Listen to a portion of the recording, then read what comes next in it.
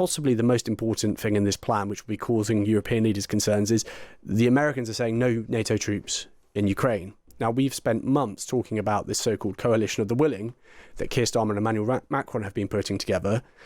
This proposal from the US... would obviate it, surely. Totally, yeah. Now, there is some provisions within that plan for flights over Ukraine, which could be done from Poland.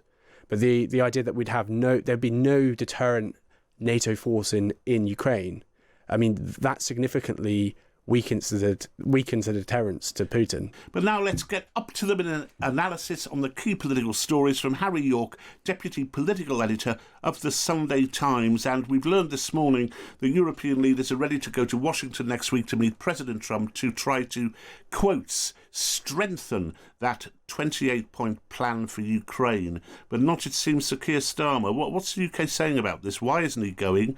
And where are we with the Ukraine peace plan? Yeah, good morning, Rod. Good morning. This is a big day, actually, on this front. So the reason why Keir Starmer at the moment has no plans to go is because it's going to fall right before the budget in the UK. And whilst the Prime Minister certainly enjoys his foreign travel and has travelled more than any Prime Minister of late, it is a sense amongst his team right now that he needs to be in the UK for that budget. So I would have thought he'd get the hell out as soon as he could, but there we are, Harry. Go on. But what I can say is there's lots of activity going on in South Africa today, where we've got the G20 going on. So we can expect, I think, that Keir Starmer will be having more conversations with President Zelensky. And interestingly, he's announced overnight, he's released a statement before all the meetings today at the G20, and there's some interesting language in there about what he says about the Trump peace plan. So they talk, as you said, about strengthening this plan. Now, you could read that, reading between the lines, what they mean there is making some adjustments to it. Yeah. And we'll go into the reasons why they will want to make some adjustments. But they also, the statement is totally condemnatory of Russia, which I think is obviously, when Starmer does speak to Trump, and we expect him to speak on the phone rather than in person, he'll be emphasising all those points that he's been making for months and months and months about how this is Putin the aggressor. Ukraine should be punished for Russia's illegal invasion of Ukraine. And then interestingly, it goes on to talk about the fact that the Europeans and allies must now crack on with cutting off Putin's finances. And he's talking about oil and gas dependency in Europe on Russia. So, and then the most striking element of the Prime Minister's statement was actually, we need to intensify our proposals for reparations for Ukraine. Now, the reason why that's really interesting, Rod, is because the UK and Europe have got this plan to siphon off basically all the frozen Russian assets into a loan scheme to pay for the repairing of Ukraine post-war.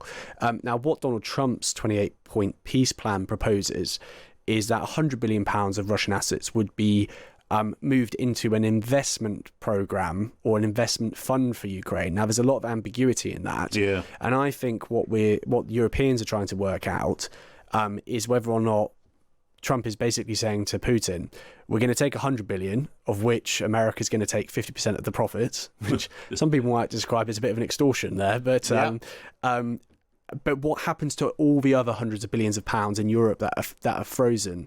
What happens to that money? Does it go back to Putin? Does it go back to his oligarchs? Because if it does, then a lot of the financing that Europe has planned for Ukraine, that goes. And so what does the UK, what does Europe do going forward? Will it have to dig into its own cash reserves to fund Ukraine? These are big existential questions. And then the things that are yet to be discussed publicly, but will clearly be occupying the minds of Keir Starmer and his team, are some of the points in the plan. For example, Ukraine cutting its armed forces down to 600,000. Yes. That is a significant reduction that weakens Ukraine. The fact that they're asking for Ukraine to give up the region of Donetsk. Now, Donetsk is basically 70% in Russian hands, 30% in Ukrainian hands. But the bit that's in Ukraine's hands right now is heavily fortified. If it gives away the entire region, if Putin, who, let's face it, cannot be trusted, if Putin decides to invade again, Ukraine is left very vitally exposed in that area. So that's a big issue. And possibly the most important thing in this plan, which will be causing European leaders concerns, is the Americans are saying no NATO troops in Ukraine. Now, we've spent months talking about this so-called coalition of the willing that Keir Starmer and Emmanuel Macron have been putting together. This proposal from the that US. would obviate it, surely. Totally. Yeah. Now, there is some provisions within that plan for flights over Ukraine, which could be done from Poland. But the idea that there'd be no deterrent NATO force in Ukraine, I mean, that significantly weakens the deterrence to Putin. So Europe isn't quite a fait accompli to this plan. No. There are still things to argue about. And did you get that notion from the government that it will be pushing back on several of these points? I think they would characterise it in slightly different language. This is clearly what we're going to now see between now and Trump's imposed deadline of Thursday. I think we're going to see a highly intensive lobbying campaign, playing on the European leaders trying to charm the president, trying to make him. It'll be all the same messages we've heard over the last few months. It's don't let Putin seize a victory here. You are the strong man in the world, not Putin. You've got to kind of strengthen this deal that puts Ukraine in the strongest position because that makes you look strongest. That will be the framing and the way that they will approach it. And I think in terms of the granular detail of this plan, I think what we will see is the leaders will go and try and charm Trump, whilst people like Jonathan Powell, Keir Starmer's national security advisor, they'll be locked in rooms in DC and other parts trying to. We don't have an out. ambassador anymore, do we? That's the problem. No. Yeah, so it will be Jonathan Powell doing all the heavy lifting, I suppose. Powell will be doing the lifting. We do have a kind of acting an acting ambassador in James Roscoe, but yes, it will. Jonathan Powell will inevitably be the point man for the UK government in these negotiations. Fuel at a much lower price than it was a year ago, which is true. President Zelensky about your plan? I've spoken with their people. We have a plan. It's horrible what's happening. It's a war that should have never happened. It would have never happened if I was president, and it's a shame. And I thought they should have acted quicker. But it's a cold winter, and a lot of the you talk about utilities, but a lot of the big energy-producing plants have been under attack, to put it mildly, to put it nicely. We have a way of getting peace, or we think we have a way of getting peace. He's going to have to approve it. Just so sad, so many people. Last month they lost 25,000 soldiers. This is something, we haven't seen anything like this since the Second World War.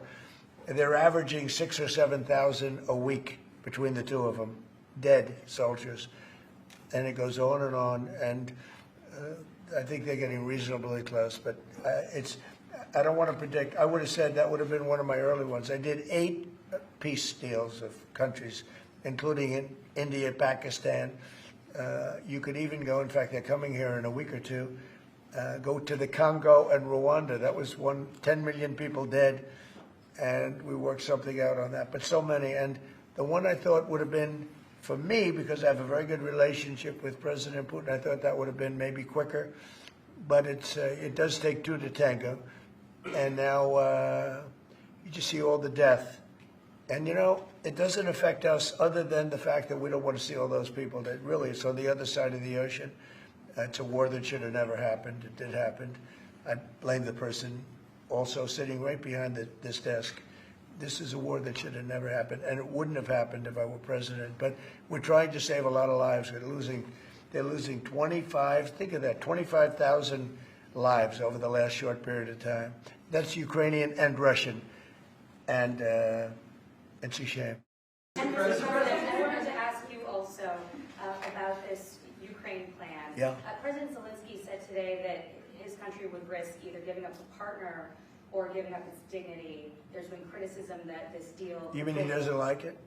It's unclear. He was sort of... Well, he'll have to like it, and if he doesn't like it, then, they should just keep fighting, I guess, The suggestion that you made, though, was that if he doesn't accept it, that the U.S. would pull back its support for Ukraine. Is that Well, at some accurate? point he's going to have to accept something. He hasn't accepted. You remember right in the Oval Office not so long ago, I said, you don't have the cards. Don't forget, I inherited this war. This war never would have happened. I inherited this war. And I thought he should have made a deal a year ago, 2 years ago. The ultimate deal would have been if it never started. That would have been the good deal. That could have been done, too, if you had the right president, but you didn't have the right president. And then just start lowering the rates. Absolutely.